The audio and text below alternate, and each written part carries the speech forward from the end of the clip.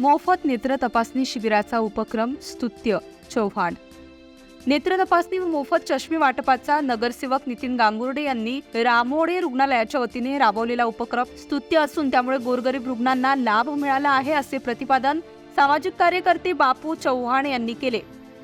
दिंडोरी येथे आज रविवार दिनांक 15 रोजी हिंदुहृदय सम्राट बाळासाहेब ठाकरे आपला दवाखाना येथे रामोळे आय हॉस्पिटल, नेत्रम आय सेंटर व नगरसेवक नितीन गांगुर्डे यांच्या संयुक्त विद्यमाने मोफत नेत्र चिकित्सा शिबिर संपन्न झाले। त्यावेळी बापू चव्हाण बोलत होते।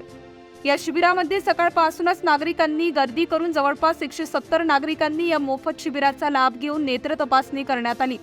यावेळी डॉक्टर भागवत कुंभार, अंकिता बाबडे, ओम शिलेदार, श्याम सोनवणे, शुभम थोरात, संकेत कोरडे, हर्षला गांगुर्डे, मिरज रोतला, संदीप नेगी आदींनी नेत्र तपासणी करून मोफत चष्मे वाटप केले। यावेळी सामाजिक कार्यकर्ते बापू चव्हाण, शांताराम जाधव, हरिभाऊ चारोस्कर, मनोज पाटील यांच्या प्रमुख उपस्थितीत डॉक्टरांचा पुष्पगुच्छ देऊन सत्कार करण्यात आला। डॉक्टर कोरडे यांनी सांगितले की डोळे आपल्या शरीरातील महत्त्वाचा अवयव असून त्याची वेळीच काळजी घेतली पाहिजे। या प्रसंगी नागरिक मोठ्या संख्येने उपस्थित होते।